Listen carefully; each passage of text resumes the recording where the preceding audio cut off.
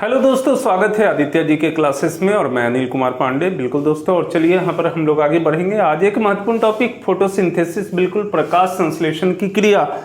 और यह हम लोग है सो काफी नीचे अर्थात 8वें वर्ग से ही इसको पढ़ते आ रहे हैं। ये प्रकाश संश्लेषण क्रिया क्या है, लेकिन इससे बहुत सारे प्रश्न बनते हैं जो कि बिहार लोक सेवा आयोग, यूपीएससी और इसके अलावा सभी परीक्षाओं में, चाहे वह रेलवे हो, एसएससी हो, सचिवालय सहायक हो, अन्य सभी परीक्षाओं में इससे प्रश्न पूछे जाते हैं। इसीलिए आज इस टॉपिक को महत्वपूर्ण एक टॉपिक बनाकर आपके लिए लाए हैं और हम लोग जानेंगे कि प्रकाश संश्लेषण क्रिया क्या होता है, इसके अंतर्गत कौन कौन से महत्वपूर्ण ऐसे भाग हैं जो परीक्षाओं में पूछे जाते हैं, सभी चीजों को जानेंगे। तो सबसे पहले यह जान लीजिए कि जिस प्रकार से जीवित रहने के लिए हमें भोजन की आवश्यकता है, हम मनुष्य को, उसी प्रकार से पौधों को भी जीवित रहने के लिए उन्हें भी भोजन की आवश्यकता होती है और वह भी भोजन बनाते हैं। अब प्रश्न बहुत सारे इसमें बनते हैं जो मैं बात पर चर्चा करूंगा, जो परीक्षाओं में पूछे जाते हैं। लेकिन भोजन बनाने की इस क्रिया को ही दोस्तों, ये भोजन बनाने की, पौधों को भोजन बनाने की इस जो क्रिया है उसको ही हम लोग प्रकाश संश्लेषण क्रिया कहते हैं, अर्थात फोटोसिंथेसिस कहते हैं। अब देखिए यहाँ पर भोजन जो है, इस प्रक्रिया द्वारा पौधे अपना भोजन तैयार करते हैं फोटोसिंथेसिस के द्वारा। और इस प्रक्रिया में प्रकाशीय ऊर्जा का, दोस्तों यहां ध्यान दीजिएगा, प्रकाशीय ऊर्जा का रासायनिक ऊर्जा में परिवर्तन होता है। बहुत बार ये प्रश्न पूछे गए हैं, प्रकाशीय ऊर्जा का रासायनिक ऊर्जा में परिवर्तन होता है और इस क्रिया के द्वारा पौधे का भोजन उनकी पत्तियों में बनता है। यह भी बहुत बार पूछे गए हैं कि ये जो है पौधों का भोजन कहाँ बनता है, तो ऑप्शन दिए जाते हैं, उसमें दिए रहते हैं और पत्तियों में ये जो है सो पौधे के भोजन पत्तियों में बनते हैं। चलिए, ये जो हरी पत्तियां हैं, पत्तियां हरी होनी अनिवार्य है, तब वहां पे है सो भोजन बनेंगे।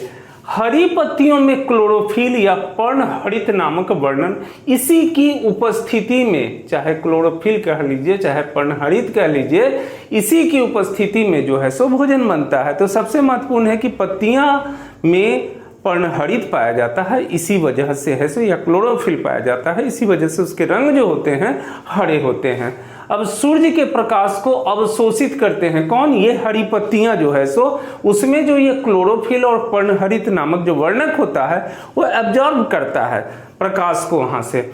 आइए आगे बढ़ते हैं। प्रकाश संश्लेषण प्रक्रिया में पौधे सूर्य से प्रकाश, ध्यान दीजिएगा दोस्तों, यहाँ पे इस प्रक्रिया में किन किन चीजों की आवश्यकता होती है। तो पहला चीज है सूर्य से प्रकाश, एक नंबर देख लीजिए, सूर्य से प्रकाश। दूसरा चीज है वायुमंडल से कार्बन डाइऑक्साइड, वायुमंडल से कार्बन डाइऑक्साइड। और फिर तीसरा चीज देखिएगा, और भूमि से जल प्राप्त करते हैं। अब ये थोड़ी है भूमि से कि हाँ बाल्टी लटका के वह जल खींचता है, ये प्रक्रिया है जिसके द्वारा जल जो है सो जड़ों के माध्यम से, तना से होते पत्तियों तक आती है।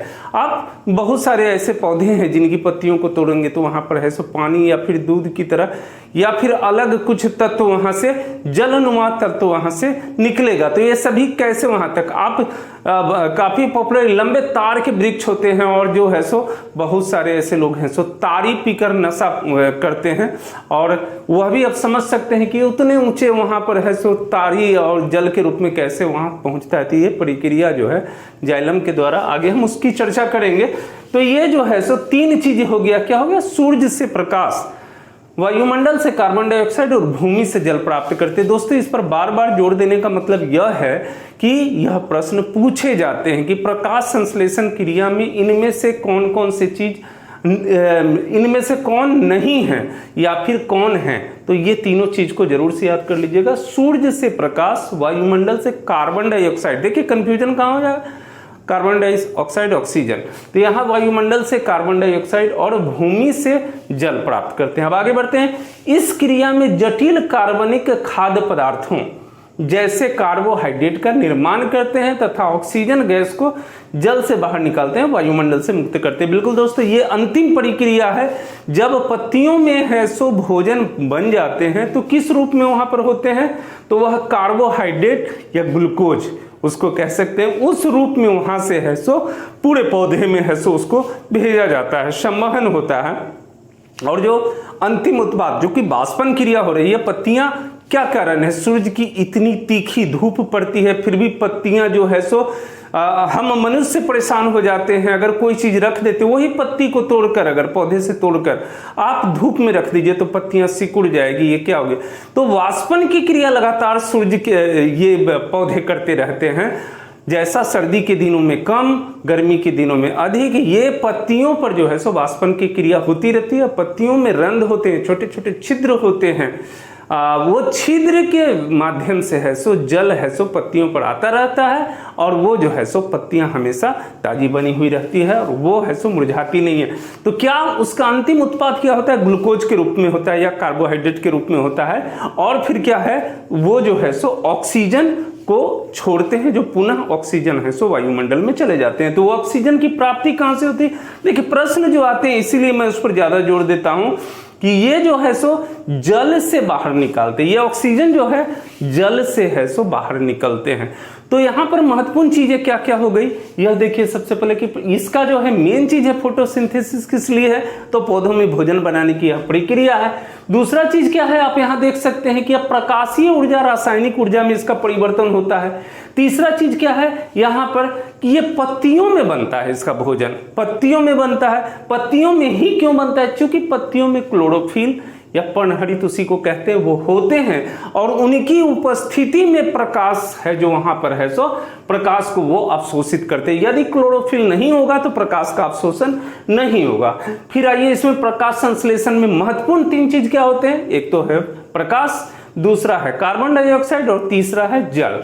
ये चीज है। अंतिम उत्पाद के रूप में क्या होते हैं, तो ग्लूकोज या कार्बोहाइड्रेट, और फिर है सो ऑक्सीजन वहां से निष्कासित होते हैं। आइए हम लोग चित्र के माध्यम से भी इसको जानने का प्रयास करें और देखने का प्रयास करते हैं। ये एक पौधे का रूप है, यहाँ पर आप देख सकते हैं कि ये कार्बन डाइऑक्साइड है जो पौधे है सो ले रहे हैं, यहाँ से कार्बन डाइऑक्साइड प्राप्त कर रहे हैं। ये देखिए सूर्य से प्रकाश पत्तियों में आ रही है, यहाँ पर आ रही है। अब देखिए जड़ से जो है ये खनिज लवण जो है सो जड़ के माध्यम से पत्तियों तक पहुंच रहे हैं। वो जो है किस माध्यम से, तो जाइलम उत्तक जो होता है, उत्तकों की भी चर्चा करेंगे। बिल्कुल दोस्तों, हम है सो कोशिका, उत्तक, अंग, और उसके बाद है सो शरीर रचना की भी चर्चा करेंगे, वह भी बताएंगे आपको। तो आप जान लीजिए कि ये उत्तक है, जिस उत्तक के माध्यम से जल या खनिज लवण जो है सो पौधों में संवहन होता है, ऊपर की ओर जाता है। कहां से जाता है, आप देख सकते हैं जड़ से है सो संवहन होने की क्रिया, जल यहां से जड़ जो है सो जल अर्थात है सो पानी को अवशोषित करके ऊपर की ओर भेजता है, चाहे वो जल हो या खनिज लवण हो जो पौधे के विकास के लिए आवश्यक है, तो ऊपर की ओर जाता है। और इन पत्तियों में, यहाँ पर देखिए पत्तियों में है सो भोजन बनते हैं। कहाँ, ये देखिए पत्तियों में क्या है, हरा रंग उसका जो है सो क्लोरोफिल के कारण है, और ऑक्सीजन का निष्कासन हो रहा है, और फिर यहाँ पर है सो कार्बोहाइड्रेट यहाँ पर अर्थात ग्लूकोज बन रहे हैं। और फिर जो है सो एक फ्लोएम उत्तक होता है जो पत्तियों में पाया जाता है, और यहाँ से उस फ्लोएम उत्तक के द्वारा है न केवल पत्तियों में बल्कि पूरे इसमें आपको ये पौधे में पाए जाते हैं, और उसके द्वारा जो है सो फ्लोएम उत्तक के द्वारा पूरे इसमें जो है सो ग्लूकोज आपको है सो संचारित होते हैं, जिससे उसमें ऊर्जा बनी रहती है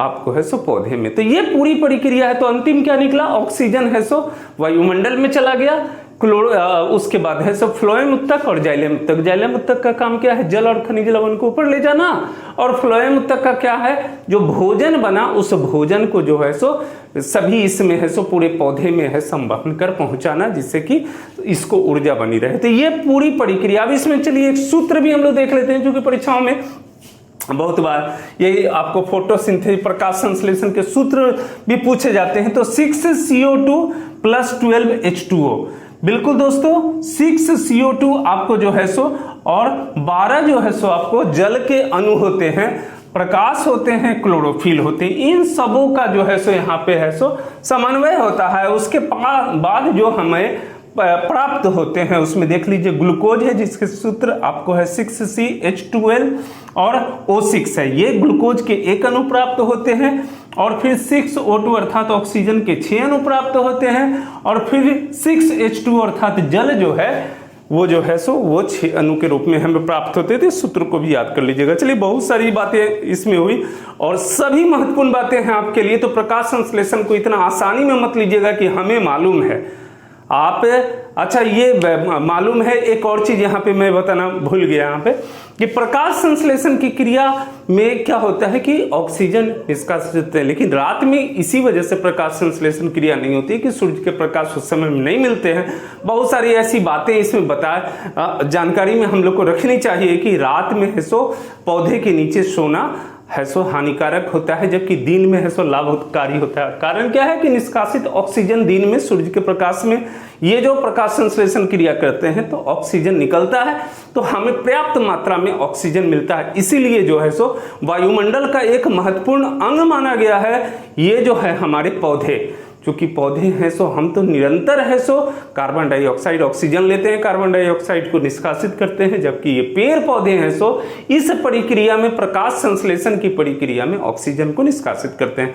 ओके दोस्तों, कैसा वीडियो लगा अपने कमेंट्स देंगे और मिलते हैं हम फिर एक अगले वीडियो के साथ। बड़ा महत्वपूर्ण वीडियो और साइंस के केमिस्ट्री, फिजिक्स सभी को लेकर आएंगे जो आपके लिए महत्वपूर्ण है। थैंक यू, धन्यवाद।